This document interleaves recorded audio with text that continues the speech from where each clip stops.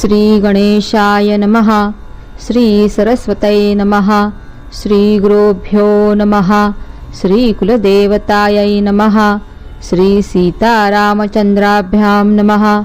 श्री सद्गुरु साईनाथाय नमः। मागच्या अध्यायात जे कथन केले त्यापेक्षाही या अध्यायात श्री साईबाबांचे कल्पनातील कौशल्य मी कथन करतो। कथेची संगती मागचीच आहे। इसवी सन 1916 साली बाबांची अगाध लीला ऐकून त्या वर्षी एक भजनी मेळा शिर्डीत दर्शनाला आला। ही सर्व मंडळी प्रवास करीत होती। त्यांनी मद्रास येथे बाबांची कीर्ती ऐकली आणि काशी यात्रेला जात असताना वाटेत ती मंडळी शिर्डीला थांबली। साईबाबा थोर, उदार व दान करणारे महान संत होते।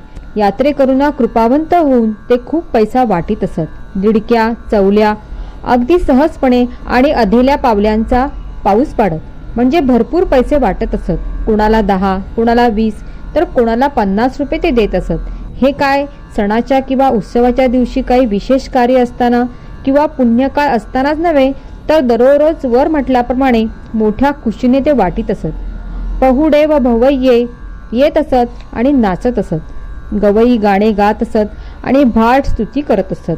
तमासगीर मुजरे देत असत आणि हरिभक्त भजन करण्यात रंगून जात असत। महाराजांची अशा उदार स्वभावाची व दानधर्म करण्यात सरळ हाताची कीर्ती कर्णोपकरणे ऐकून हे लोक दर्शनाची इच्छा मनात धरीत असत। कधी मनाला आले तर बाबा प्रवाशांनाही पैसे वाटीत असत। साईनाथ दयेची मूर्ती होते। दीनदुबळ्याच्या गरजा व दुःखे काय आहेत याची सहृदयपणे ते विचारपूस करीत असत आणि त्यांना मदत करीत असत। एक पुरुष 3 स्त्रिया मिळून म्हणजे आपण स्वतः, पत्नी, मेहुणी व मुलगी मिळून अवघ्या 4घांवर तो मेळावा संत दर्शन घेण्यास उत्सुक होता। साईबाबांचे दर्शन घेऊन ही मंडळी समाधान पावली आणि दररोज नियमाने त्यांच्या पुढे प्रेमपूर्वक भजन करू लागली। त्यांचा संप्रदाय रामदासी होता। ते अत्यंत उत्साहाने भजन करीत असत आणि बाबा देखील मनात आल्या रुपया 8 आणे त्यांना देत असत। कधी त्यांना बर्फी देत असत तर कधी रिकाम्या हाती परत पाठवित असत। बाबांची ही नेहमीची पद्धत होती, परंतु निश्चित असे काहीच नव्हते। पैसे वाटीत हे तर खरे होते, यात मुळीच खोटे नव्हते, परंतु ते सर्वांना देत नव्हते। त्यांच्या मनाचा कोणालाच पत्ता लागत नव्हता। फकीर फुकटे व भिक्षेकरी सदा बाबांच्या दारी येत असत, परंतु बाबा जरी दयाळू होते तरी ते दानधर्म सर्वांनाच करीत नसत। ज्याची लाभकाळाची वेळ येत असे त्यालाच ही संतांचा स्पर्श झालेली भाग्याची सुखपरवडी कवडी लाभत असे। याविषयीची एक गोष्ट ऐकून श्रोते संतुष्ट होतील ती त्यांच्या पुढे ठेवून मग पुढची वाट धरूया। प्रातःकाळची न्याहारी आटपून बाबा जेव्हा मशिदीत धुनीजवळ खांबा शेजारी बसत असत तेव्हा अमनी तेथे येत असे। ती 3 वर्षाची नागडी पोर हातात जिनतानाची उघडी डबी हातात घेऊन आई जमलीसह ती वेळ साधून घाईघाईने येत असे। अमनी बाबांच्या मांडीवर बसत असे आणि डबी बाबांच्या हातात देऊन बाबांचा हात धरून बाबा रुपया रुपया असे म्हणत असे। बाबांना मुलांचे भारी वेड होते। ती पोरही गुबगुबीत व सुंदर होती। बाबा तिचे मुके घेत असत, हाताने कुरवत असत आणि तिला पोटाशी धरत असत। बाबा तिला पोटाशी धरीत, पण अमनीचे चित्त रुपयाकडे असे। खिशाकडे पाहत ती म्हणे, बाबा दे ना मला, दे ना। अमनीचा तो पोर स्वभाव, परंतु थोड्या मोठ्यानाही पैशाचा तसाच लोभ होता। ते स्वार्थ साधण्यासाठीच धडपड करतात, परमार्थासाठी क्वचितच एखादा प्रयत्न करतो। पोरगी बाबांच्या मांडीवर बसलेली असे आणि तिची आई कठड्याबाहेर दूर उभी राहून मुलीला खुणवत असे की रुपया देईपर्यंत तेथून हलू नकोस। मग बाबांनी रागाने म्हणावे, तुझ्या बापाचे मी काही लागतो काय? उठल्या सुटल्या माझ्या मागे लागतेस, निरुपयोगी फुकट खाऊ मेली। परंतु हा राग मात्र बाहेर दाखवायला असे आतून हृदयात प्रेमाच्या लाटा उसळत असत। मग खिशात हात घालून ते रुपया काढीत असत आणि तो डबीत घालून ती घट्ट झाकली की खट्ट आवाज होत असे आणि डबी हातात पडताच ती पोर लगेच घराची वाट धरीत असे। हे तर न्याहारीच्या वेळी होत असे। तसेच जेव्हा बाबा लेंडीवर जायला निघत असत तेव्हाही अमनीला 1 रुपया देत असत आणि रागावतही असत। अशा तऱ्हेने दर दिवशी 2 तिला, 6 त्या जमनीला, 5 दादा केळकरांना, 2 भागोजी शिंद्याला व राधाकृष्णबाईला, 10 ते 15 तात्या कोते पाटलाला, 15 ते 50 फकीर बाबाला व 8 गोरगरिबांना ते नित्य नियमाने वाटीत असत। असो, अशी ही उदाहरणे दान करण्याच्या स्वभावाची कीर्ती त्या मद्रासी मंडळींनी ऐकून साहजिकच पैसे मिळवण्याची आशा उत्पन्न झाल्याने बाबांसमोर भजन करण्यास सुरुवात केली. बाहेरून ते भजन भावभक्तीचे वाटे, परंतु आतून त्यामागे पैशाची मोठी हाव असे. बाबा पैसे देतील या आशेवरती सर्व मंडळी शिर्डीत राहिली. त्यातील तिघांना बाबांची खूप द्रव्य द्यावे अशी फार इच्छा होती, परंतु त्यातील मद्रासीच्या पत्नीचा साईचरणी भजन करण्याचा शुद्ध भाव होता. पावसाळ्यात आकाशातील ढगांना पाहून जसा मोर आनंदाने नाचेल किंवा चंद्राला पाहून चकोर पक्षी आनंदित होईल, तसेच बाबांना समोर पाहून तिला प्रेम उत्पन्न झाले. एकदा दुपारची आरती चालू असताना कृपामूर्ती साईनी तिची शुद्ध भावाची अवस्था पाहून तिला प्रभू रामचंद्रांच्या रूपाचे दर्शन दिले. इतरांना नित्याचे साईनाथ, तर त्या बाईच्या नजरेला जानकीकांत म्हणजे सीतेचे पती श्रीराम दिसले. तिच्या डोळ्यातून घळघळ अश्रू वाहू लागले. ती दोन्ही हाताने टाळ्या वाजवित होती आणि त्याबरोबर डोळ्यातून अश्रू ढाळीत होती. ते दृश्य पाहून सर्व लोक आश्चर्य करू लागले आणि त्या सगळ्यांच्या मनात जिज्ञासा उत्पन्न झाली की तिला प्रेमाचा पूर का यावा आणि तिला एकटीलाच इतका आनंद का व्हावा. पुढे तिसऱ्या प्रहरी आपल्या पतीला आपणहून अत्यंत आनंदित झालेली ती रामदर्शनाचे नवल व साईबाबांची अद्भुत करणी सांगू लागली.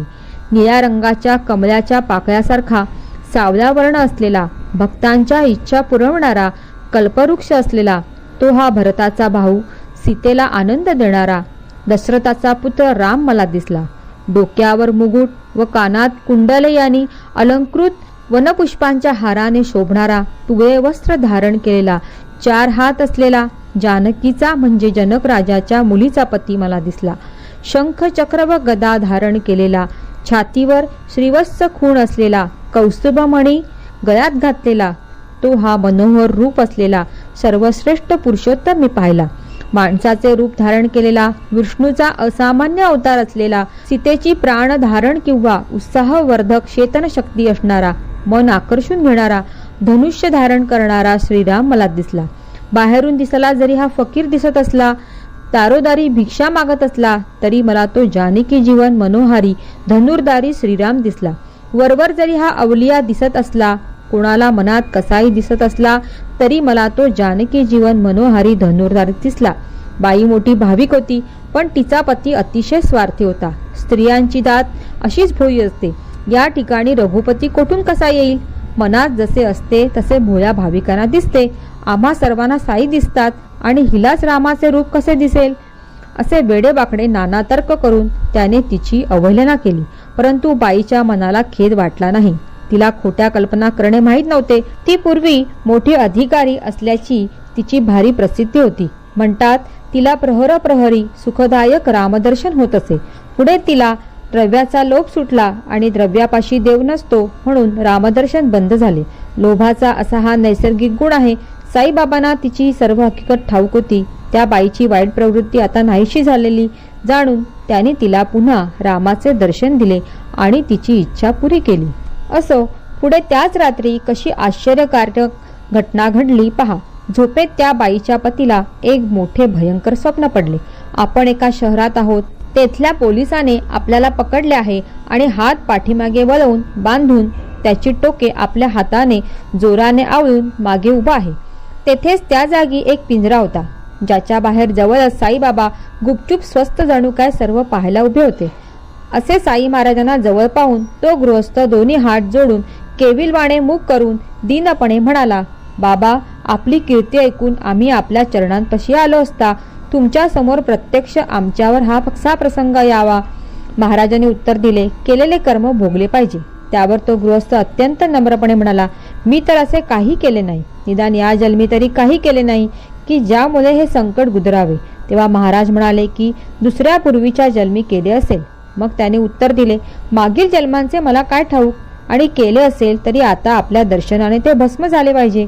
आम्हाला आपले दर्शन झाल्यामुळे अग्नीपुढे जसे वाळलेले गवत मुळासकट भस्म होऊन जाते, तसा त्या केलेल्या कर्मापासून मी मुक्त कसा नाही होणार?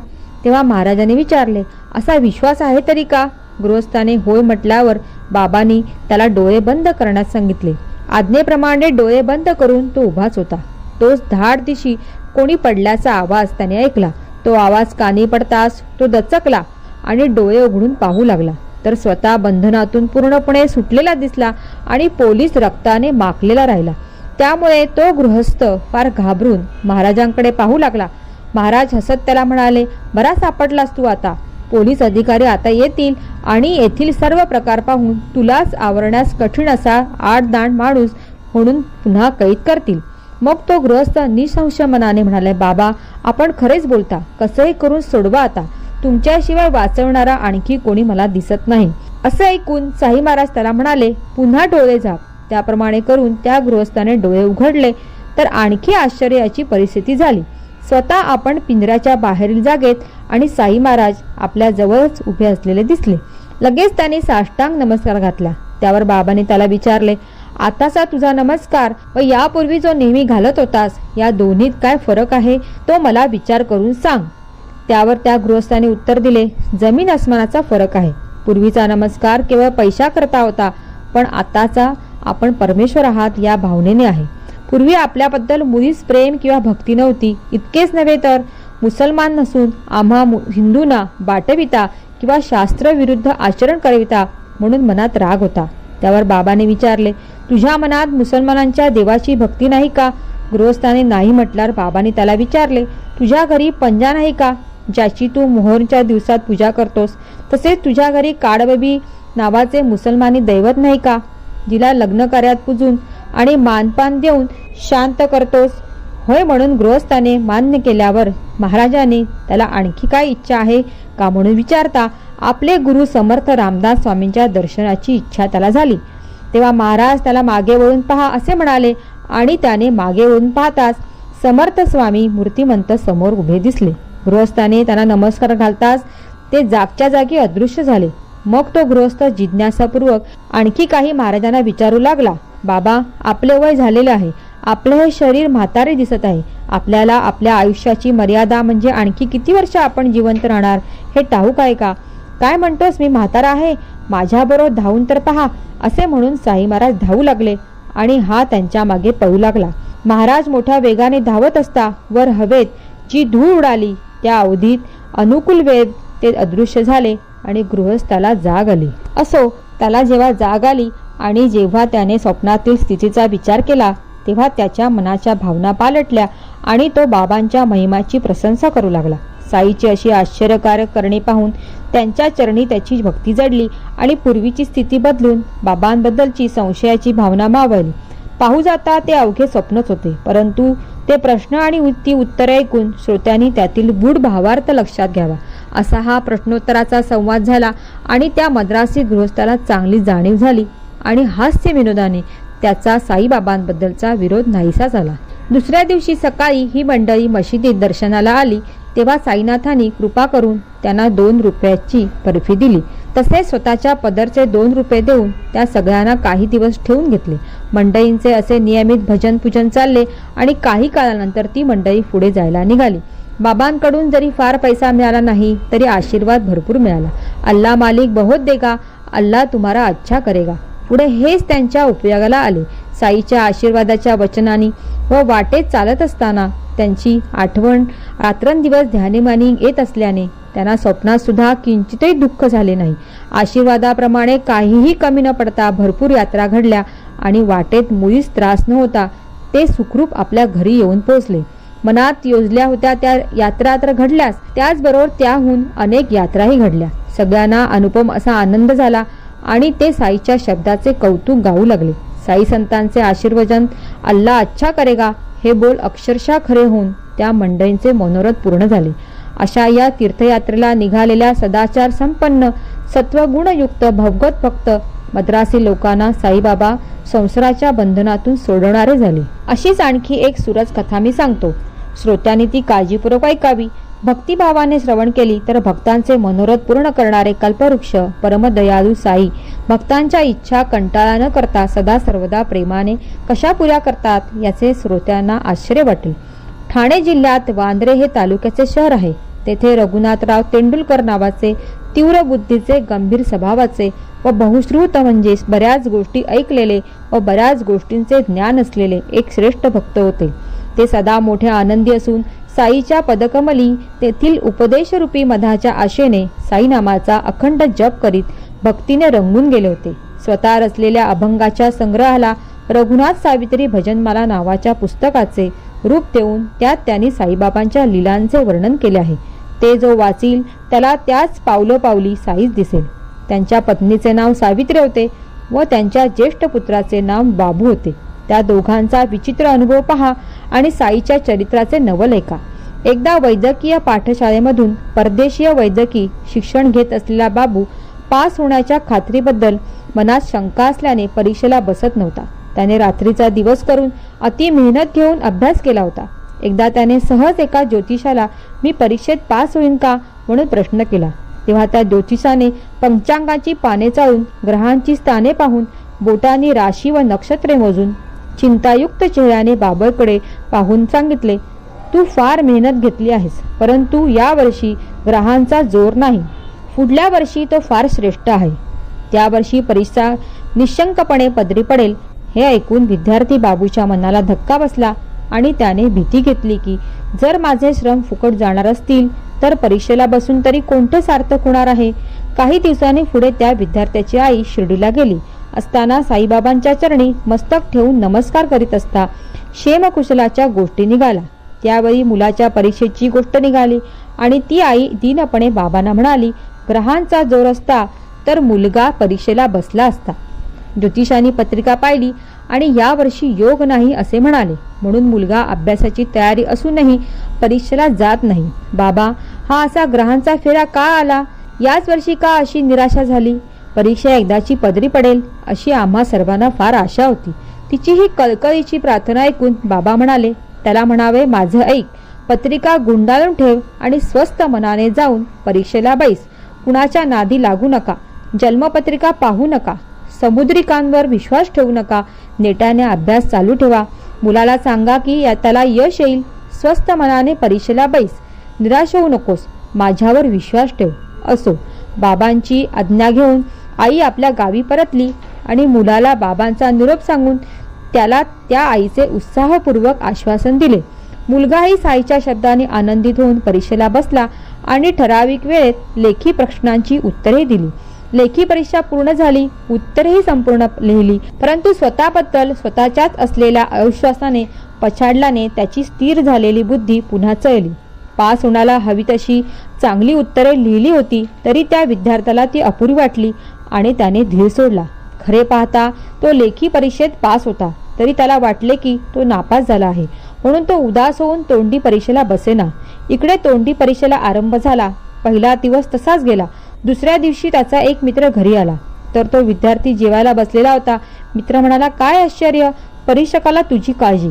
त्याने मला सांगितले, जा पाहून ये, तेंडुलकर काल परीक्षेला का नव्हता आला. तेव्हा मी त्याला सांगितले, तो लेखी परीक्षेत नापास झाला आहे. तेव्हा तोंडी परीक्षेचे श्रम कशाला म्हणून तो उदास होऊन घरी बसला आहे. त्यावर परीक्षक मला म्हणाला की तू जा, असेल तसा त्याला घेऊन ये आणि लेखी परीक्षेत पास आहेस अशी खबर त्याला दे. हे ऐकल्यावर त्या विद्यार्थ्याचा आनंद किती वर्णावा. त्याने साई महाराजांचा धावा केला आणि एकही क्षणाचा विसावा न घेता मोठ्या उत्साहाने तो पळत सुटला. असो, पुढे गोड झाले. त्याची परीक्षेची हौस पुरली आणि त्याच्या मनाची इच्छा पुरून बाबांनी त्याला आपल्या चरणी दृढपणे लीन करून घेतले. दळण्याच्या जात्याचा खुंट जसा सारखा हलवून घट्ट करतात तशीच गुरुच्या चरणांच्या निष्ठेची गोष्ट असते. साईबाबा तिला पण सारखी हलवून चांगली भक्कम करीत असत. कोणालाही कधीही असे सांगत नसत की ज्यामुळे त्यांच्या मनाच्या भावना हलणार नाही. हा तर बाबांबद्दलचा नेहमीचाच अनुभव होता. अशा तऱ्हेने ते आपल्या भक्तांची श्रद्धा पक्की करत असत. त्यांनी सांगितलेल्या मार्गाने जाऊ लागता सुरुवातीला गोड वाटते, परंतु पुढे असे सराटे पसरतात की जिकडे तिकडे काटेच भेटतात. मग आपल्या श्रद्धेला तडा जातो आणि मनात सहज संशय येऊ लागतो आणि वाटू लागते की या आडवाटेला साईबाबा कशासाठी आणतात बरे. परंतु असे जेथे वाटू लागते तेथेच प्रयत्नपूर्वक श्रद्धा धरावी. ही संकटे म्हणजे प्रत्यक्ष आपली कसोटीच असते. या संकटामुळे श्रद्धा मनात पक्की रुजते. संकटांना तोंड देऊन अखंड साईंचे नामस्मरण करीत राहिले की सर्व संकटे नाश पावतील. नामाची अशी ही प्रचंड शक्ती आहे पहा. या संकटाचे हेच प्रयोजन असते आणि ती संकटे देखील साईच निर्माण करीत असतात. कारण त्यामुळेच आपल्याकडून साईचे नामस्मरण घडते आणि संकटाचा नाशही तेव्हाच होतो. याच मुलाचे वडील, जे बाबांचे अतिप्रेमळ भक्त होते आणि स्वभावाने गंभीर, उदार व नीतिनियमाने वागणारे होते, त्यांचे अवयव निर्बल झाले होते. मुंबई शहरी असलेल्या ग्रॅहम नावाच्या प्रसिद्ध परदेशीय व्यापारी पेढीत त्यांनी एकनिष्ठेने व प्रामाणिकपणे नोकरी केली होती. पुढे वृद्धापकाळ आल्यावर त्यांच्या डोळ्यावर अंधारी येऊ लागली. इंद्रिये आपल्या कामासाठी असमर्थ झाली आणि स्वस्थ बसून आरामाची इच्छा करू लागली. काम करायला शक्ती उरली नाही, म्हणून प्रकृती सुधारण्यासाठी रघुनाथरावांनी रजा घेतली आणि स्वस्थपणे विश्रांती घेऊ लागले. पुढे ती सगळी रजा संपली आणि पूर्ण विश्रांती मिळाली नाही, म्हणून पुन्हा अर्ज लिहिला आणि आणखी प्रजेची प्रार्थना केली. परंतु त्या पेढीचे मुख्याधिकारी पूर्ण विचारी व दयाळू होते. आपला इमानी चाकर पाहून उदार मनाचे मालक त्याचा पुढील चरितार्थ चालवण्यासाठी प्रेमाने अर्धी भाकर देतात, अशी ही सरकारी पद्धत. उत्तम पेढ्या ही प्रसंगानुसार प्रामाणिक सेवकांनिमित्त उत्तेजनासाठी अवलंबितात. परंतु हा मालक ही भाकर मला देईल का? मी बेकार होऊन तर नाही पडणार? अशा काळजी ते पडले. 150 माझा पगार, 500च्या पेन्शनीवर रोजचा पोट भरण्याचा भार पडेल, असे विचार त्यांच्या मनात घोळू लागले. परंतु पुढे गंमत झाली. बाबांची आश्चर्यकारक करामत पहा आणि रघुनाथरावांच्या कुटुंबाला तिच्या कल्याणाची गोष्ट ते विचारतात ते कौतुक ऐका. अखेरचा हुकूम व्हायचा आधी 15 दिवसांचा मधला काळ असताना बाबांनी तिच्या स्वप्नात जाऊन तिचे मत विचारले. 100 रुपये द्यावेत अशी माझी इच्छा आहे. तुझ्या मनातल्या आशेला पुरतील ना? त्यावर बाई म्हणाली, हे काय विचारता? आम्हाला आपलाच विश्वास आहे. तिकडे अर्जावर ठराव झाला की रघुनाथराव इमानी नोकर आहेत. आज पावे तो त्यांनी केलेली सेवा पुष्कळ झाली तरी त्यांना पगाराच्या अर्धी पेन्शन द्यावी. तोंडाने बाबा जरी 100 रुपये म्हणाले होते तरी आणखी वर 10 रुपये दिले, असे हे दया करणारे साई समर्थ आहेत. भक्तांबद्दलचे प्रेम त्यांना आवरता येत नाही. आता आणखी एक सुंदर, मनोरंजक, भक्तांचे प्रेम वाढवणारी व श्रोतांना आनंद देणारी कथा ऐका. कॅप्टन हाटे नावाचे एक डॉक्टर बाबांचे मोठे श्रद्धाळू भक्त होते. बाबांनी त्यांना पहाटे स्वप्नात दर्शन दिले. ते हे सुंदर कथानक आहे. हाटे ग्वाल्हेर येथे राहत होते. तेथे त्यांनी बाबांना स्वप्नात पाहिले. बाबांचे प्रश्न विचारण्याचे कौशल्य आणि हाटे सुद्धा काय उत्तर देतात ते ऐका. बाबा म्हणाले, मला विसरलास काय? तर हाटाने लगेच पाय धरून उत्तर दिले, मूल जरी आईला विसरले तरी तिच्याशिवाय त्याला जगण्याचे दुसरे काही साधन असते का? मग उठून हाटे घाईघाईने बागेत गेले. ताजी वालपापडी तोडली आणि शिधा साहित्याला रोकड्या दक्षिणेसह खास वेगळा प्रकार भक्तिपूर्वक तयार केला.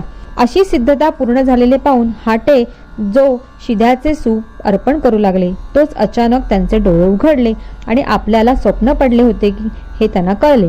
हाटांच्या मनात तात्काळ आले की हे सगळे पदार्थ मिळवून शिर्डीत जाऊन बाबांना प्रत्यक्ष अर्पण करावेत. परंतु ते ग्वाल्हेरला होते, म्हणून मुंबईला पत्र लिहून ही सर्व हकीकत सविस्तरपणे मित्रांना कळवली आणि त्यांना शिर्डीला जाण्याची विनंती केली. त्यांना आणखी कळवले, पोस्टाने पैसे येतील, योग्य शिधा घ्यावा, परंतु वालपापडीच्या सुंदर शेंगा कसेही करून खास मिळवाव्यात. शिल्लक राहिलेले पैसे बरोबर न्यावेत आणि शिध्याबरोबर बाबांना द्यावेत. मग बाबांना पायांना वंदन करून प्रसाद मागावा आणि मला तो पाठवून द्यावा. पैसे आल्याबरोबर ते मित्र निघाले. शिर्डीला जाऊन सामान घेतले, पण पापडी वाचून अडले. इतक्यात एक टोपले आले. ते एका बाईच्या डोक्यावर होते. तिला बोलावून पाहिले तर पापडीच्या शेंगाच हाती लागल्या आणि सर्वांना आश्चर्य वाटले. मग त्यांनी ते सर्व सामान मशिदीत नेले आणि साई महाराजांना अर्पण केले. त्यांनी ते नानासाहेब निमोणकरांना दिले आणि निमोणकरांनी दुसऱ्या दिवशी शिजवून त्याचा नैवेद्य करून आणला. पुढे बाबा जेवणाला बसल्यावर वरण भात वगैरेला हात न लावता शेंगाच तेवढ्या त्यांनी उचलून घेतलेल्या पाहून सर्वांना आश्चर्य वाटले. शेंगाच तेवढ्या घेतल्या, त्याच तोंडात टाकल्या. ही गोष्ट जेव्हा हाटांना कळली तेव्हा त्यांना फार आनंद झाला. आता पुढील कथेचा चमत्कार ऐका. साईंचे भक्तांचे लाड करणे सुखदायक असते. एकदा हाटांच्या मनात इच्छा उत्पन्न झाली की साईच्या हस्तस्पर्शाने पावन झालेला 1 रुपया घरात असावा आणि त्यांची ती इच्छा साईंनी पुरवली सुद्धा. मनाच्या वृत्ती कोट्यावधी असतात. त्यातील वाईट वृत्ती टाकून जी चांगली वृत्ती असेल ती धरावी. मग साईची हातोटी कशी असते ते पहा. तो पाठीशी उभाच असतो. अशा प्रकारची चांगली इच्छा उत्पन्न झाली की ती सफल होण्याला क्षणाचाही उशीर लागत नाही. त्यांचा एक मित्र लगेच साईबाबांच्या दर्शनाच्या उत्सुकतेने शिर्डीला निघाला. वृत्ती फार चांगली असावी. साई हौस कौतुकाने पुरवेल. त्याचा ज्याला सद्वर्तनाची आवड असते त्याचे लाड पुरवण्याची जबाबदारी साईकडे आहे. त्या मित्राला हाट्यानी अतिप्रेमाने 1 रुपया दिला आणि सांगितले की विसर पडू देऊ नका आणि बाबांच्या हाती ठेवा. मित्र जेव्हा शिर्डीला गेला तेव्हा त्याने तात्काळ बाबांचे दर्शन घेतले. चरणावर मस्तक ठेवून नमस्कार केला आणि समोर बसला. दक्षिणेसाठी बाबाने हात पुढे केल्यावर प्रथम आपली दक्षिणा दिली, जी बाबांनी लगेच खिशात घातली. नंतर त्याने हाट्यांचा रुपया काढला आणि तोही नमस्कार करून बाबांच्या हाताच्या तळव्यावर ठेवला आणि म्हणाला की ही दक्षिणा हाट्यांनी माझ्याबरोबर पाठवली आहे. साईबाबा सर्वांच्या हृदयात वास करून असतात. हाटे जरी ग्वाल्हेरला राहत होते तरी त्यांच्या मनातली इच्छा जाणून त्या रुपयाकडे ते लक्ष लावून पाहत राहिले. हृदयात प्रेम दाटून येऊन बाबांनी तो रुपया समोर धरला आणि त्याकडे टक लावून पाहू लागले. जमलेले लोकही बाबांकडे चकित होऊन पाहू लागले. उजव्या अंगठाने त्या रुपयाला वरच्यावर उडवून आपल्या हाताने तो झेलू लागले आणि असा थोडा वेळ खेळ करून तो रुपया त्यांनी परत केला. त्या मित्राला बाबा म्हणाले, हा ज्याचा त्याला द्या, बरोबर हा प्रसाद न्या. त्याला म्हणावे, आम्हाला तुझे काही नको, तू स्वस्थ आरामाने राहा. मग त्या मित्राने बाबांच्या पायी लोटांगण घातले, उदी प्रसाद आपल्या जागी ठेवला आणि बाबांची आज्ञा घेऊन ग्वाल्हेरी आपल्या घरी परतला. ग्वाल्हेरला आल्यावर डॉक्टरांना रुपया देऊन सर्व हकीकत सांगितली. ते ऐकून हाट्यांचे हृदय प्रेमाने भरून आले आणि ते म्हणाले, मनात जशी इच्छा केली होती, जसा बेत केला होता, ते जाणून बाबांनी माझी मनीषा पुरवली. हे तर हाट्यांच्या मनाला वाटले. ही तर त्यांची स्वतःची कल्पना होती. संतांच्या योजना व त्यांचे उद्देश कोणाला कसे कळणार? हाट्यांचे वाटणे खरे म्हणावे तर दुसरा एक अनुभव पहा. तो तर याहूनही अगदी उलट आहे. ज्याचे मनोगत त्यालाच ठाऊक. एकाचा रुपया परत देतात तर दुसऱ्याचा खिशात घालतात. बाबांच्या मनात त्याचे कारण काय असावे हे कोणी सांगावे? त्यांची कारणे त्यांनाच ठाऊक. आपण फक्त मौज पाहावी आणि अशी संधी न गमविता त्याविषयीची कथा ऐकावी. एकदा बाबांचे अपार प्रेम असणाऱ्या वामन नार्वेकर नावाच्या भक्ताने एक सुंदर रुपया बाबांना भक्तिपूर्वक अर्पण करण्यासाठी आणला. त्याच्या एका बाजूला राम, लक्ष्मण व सीता कोरलेले होते व दुसऱ्या बाजूला हात जोडलेल्या मारुतीची सुंदर मूर्ती होती. तो अर्पण करण्यास त्याच्या मनात हेतू होता की त्याला बाबांचा हात लागल्यावर उदी प्रसादासह तो आपल्याला परत मिळावा, म्हणून त्याने तो बाबांच्या हातात ठेवला. कोणाच्या मनात काय मनोगत असेल ते सर्व बाबा जाणत असत. तरी तो रुपया हातात पडताच बाबांनी तो लगेच खिशात टाकला. माधवरावांनी वामनरावांच्या मनातील हेतू बाबांना सांगितला आणि तो रुपया परत करण्यासाठी खूप विनंती केली. परंतु बाबा वामनरावांच्या समोरच त्यांना म्हणाले, त्याला कसला तो द्यायचा, आपणच तो ठेवायचा.